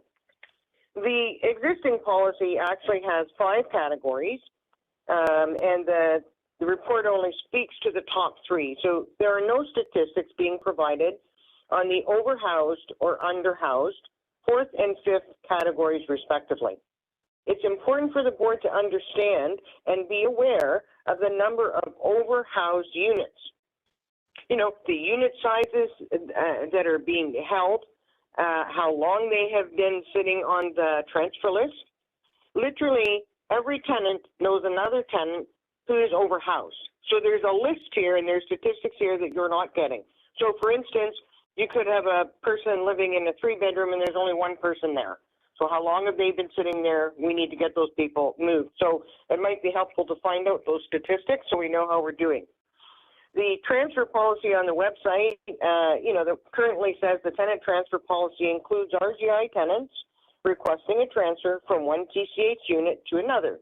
Really not that simple now that you've read this report. But since 2018, there is no longer a general transfer wait list, so there's no lateral moves. Unfortunately, the people who were not informed of this was the tenants themselves. So many tenants were on this wait list. They were not informed that this had changed. This caused avoidable and undue hardship for our tenants who had previously submitted transfer forms to their site staff and later found out they were no longer on the wait list. This was unconscionable. When they followed up with site staff, they were told Chronic Key Housing no longer manages the wait list and they would need to reapply from scratch through Access to Housing, formerly Housing Connections. tenants were not informed that lateral transfers were no longer permitted. Now, I will remind you that the shareholders agreement operating principle says TCH will work from a tenant-centered perspective, recognizing the unique challenges experienced by tenants. So we didn't do so good on that score. And earlier today, I have been identifying the importance of communicating operational changes in service or policies to tenants. This too is not an option. In fact, it is also a requirement of the shareholders agreement. I will make sure our new board is well aware of these things. And under tenant matters, TCH will consult with tenants on issues and policies that will have an impact on service standards or the level of services, and they will communicate such policies and changes to all tenants. I just don't understand why decisions keep being made and the tenants are the last to know. This keeps happening over and over again. But I do have a theory. There appears to be a disconnect between operational decisions and informing tenants of those decisions. So there's a disconnect in that our communications department, they need to be made aware when operational decisions are being made that will impact tenant service levels or policies. That way they can get out in front to prepare and distribute timely communications for tenants in advance of the changes being implemented. It's important for this company to honor their commitment not only to the shareholder, but to your tenants, to keep them informed on changes to services or policies that impact them. We can do better, and I have confidence we can improve on this area of service delivery. Thank you. Thank you. Any questions of the deputy? Yeah, John, I just have a question. I'm Yeah. pretty clear that that was the service manager that made those changes. Is that not right, Catherine? Wasn't it? The changes to the wait list? Well, the changes to how it's operated and that you're not, you used to be on a wait list, now you're not on a wait list. Yeah, I mean, whether it was solo or mutual or they collaborated, the point is nobody told the tenants. Yeah, That's my but I'm point. looking at where it began and that Right. if it began at the service manager at the city side, then that should have been part of their requirement.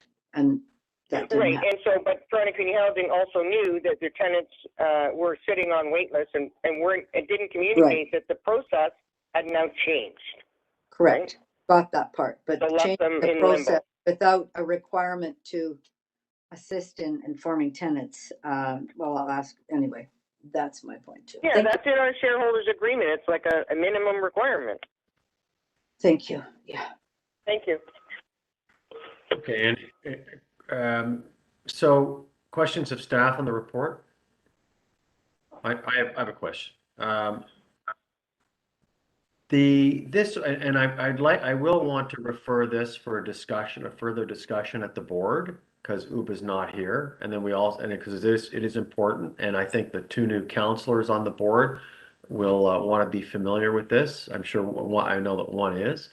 I think Uba's concern was with the crisis priority, people in danger, the crisis priority category, and the numbers show that there were in 2019, 1,080, 2020, 960, 2021, 1,160, and 827 year to date this year.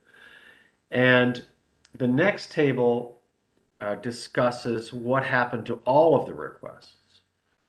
And so I think what we would like to see is particular reference to the crisis priorities, not people that just need another bedroom, not that that's not important.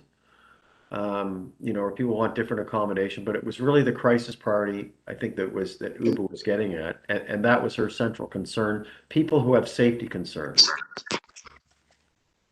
Can you get a little more detailed with the information in terms of how the crisis transfer requests were handled? So through you, Chair Campbell, we can add that chart in. There's an overall approval rate of 30%, which the report references, but we can add in the table to speak specific to the crisis transfer piece. Where's that reference to 30%, Natty? I missed it. On page 94. Oh, I see now. Okay, we have a 30%. Yeah, so That's not in the chart. It's actually in the written section. Okay. Okay. All right, so I think it would be good to discuss this in more detail. Rather than me go and ask a lot more questions now, we'll leave that for a further discussion at a later date, okay? Councillor Fletcher? I think that's really good that you're doing that, John, because yes, you're very aware Oop is interested in that. I did want to just take up on one thing that Miguel brought up, and that's the ability to change internally. I just want to start from the fact that rent geared to income units are hard to get. We're not adding a lot. Like there's a ceiling on RGI. So for people to come in that, and somebody who's, I think referenced, you might be in a 1 person in a 3-bedroom.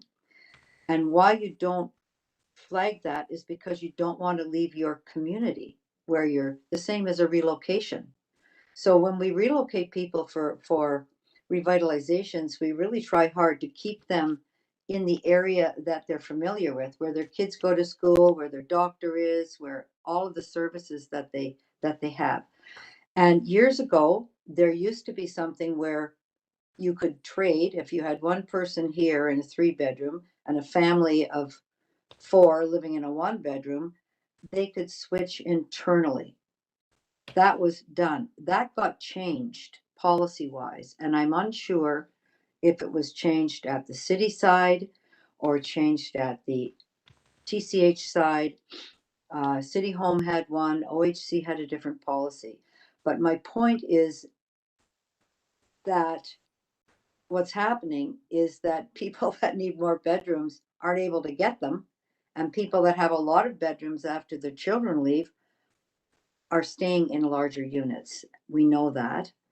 So because they don't want to leave there, they want to stay. So I don't know if you've ever contemplated this, Nadia, in any way as to how this impacts families and communities and the number of RGI units that we have, but I think it's worth looking at. So through you, Chair Campbell, absolutely, Councillor Fletcher, this is a Q1 2023 focus for us in terms of implementing an overhoused policy and looking at the swapping. I know we did discuss it last year, and obviously I wasn't in this capacity. So Richard, I don't know if you have details on where we were with the swapping, but that is an area of focus that we're going to be looking at going into the new year. Yeah, thank you. Through the chair, overhoused will actually be implemented at the service manager's request in Q1 2023. I believe the goal is towards the end of January. So we'll be initiating the new overhoused policy. It's around the one offer rule, and totally noted about the geography components, because that is a key challenge that many face when they're considering another option. The underhoused, TCHC historically was able to do the swapping, as the councillor mentioned, and then under the local rules, they did change. So anything that is less than local rules. Local rules would be service manager. The city. Yeah. The service man, let's just call it the city is the service manager. Not everybody understands that, Richard, that is the city as a service manager assigned for that by the province. Yeah. So TCHC would only be able to facilitate underhoused transfers internally for 2 bedrooms or larger. So it would be dependent on what the authorization is. 1 bedroom would go through the centralized wait list. So I'm going to suggest, Mr. Chair, that when we have this conversation, and number one, they've decided this has to happen by the end of January. We've heard from tenants that they need to be informed of things. They're not feeling like they're being informed. So that's the first thing. What is that information flow to tenants? Number two, I think on all these matters, the service manager needs to be there for this discussion because they are the service manager for all of our units. And I would ask you, I would just ask that they be here when we have this conversation and prepared to answer all the questions and well informed. So we make sure that all the decisions that are being made are very workable for TCHC and that our tenants are well informed of the changes that they're requiring. Okay. Your hand up to answer. My apologies. So through you, Chair Campbell, a couple of comments. One, the crisis transfer changes was not at the behest of the service manager. It was coming from an ombudsman report and our response to it. The service manager was worked with us in terms of some of the details, but they weren't the lead of it. I wanted to clarify that. As well, the service manager, we had reached out and they gave us some feedback on the report. We can definitely include them in future discussions as well. So I just wanted to this say comes to the board, when Yeah. this report, because it's being referred to the board, I think I am asking formally, and they can decide not to have the deputy city manager, have the service manager attend that meeting, so we can understand completely the rationale from them. Okay, all right. Anything further on that? All right, so motion to receive that report. So I've tried to And- capture the amendment to refer the briefing note to the board for its consideration and request City of Toronto staff as TCHC service manager to attend. Perfect. Okay, all in favor? Okay, thank you. And maybe we'll see if we can move that to the front of the agenda next time. Last item is the update on the tenant survey, and we have 2 deputations. And actually, we don't. We have You'll one. recall. Kathy spoke. Right. And the other deputant is no longer available. Okay. And so we don't have deputants on this item. Okay. So we'll just take a motion to, any questions on the tenant survey? Councillor Fletcher? No, I'll move it. Moved. Okay, all in favor? Wonderful. A motion to adjourn is always. No, wait a second. I have one clarification question Are on you sure? 8D. Just 1 second, please, Mr. Chair. In 8D, there was you wrote that motion, Dara, to receive for information, but my intent is to have it reviewed before approving it, because there's a pathway there. So if we're receiving that for information, and that means endorsing the pathway, then that was not the intent of my motion. I want to be very clear. I understand. So I can, with the So I'll reopen committee's- that in order to fix it. All right. Move to reopen. All in favor? Okay. That it simply be referred there and brought back to the board later.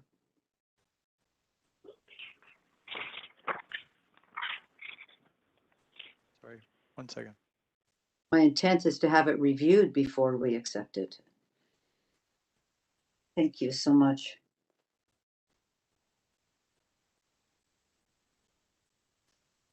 So I've amended then the motion. Recommended TSC refer the report to the DCM for review under the tenants first and returned to the committee following that review for further consideration. That's perfect. Thank you so much, Dara. I was sorry it was unclear when it was up there. Okay, perfect. All in favor? All good. Thank you. Good. Thank you. Motion to adjourn. Nice job, Mr. Chair. Thank you. Yeah, we do our best. Thank you, Councillor Fletcher. Thank you to staff. Thanks for all the great answers and all the work. Thanks, Dara. Thanks. Okay, bye-bye.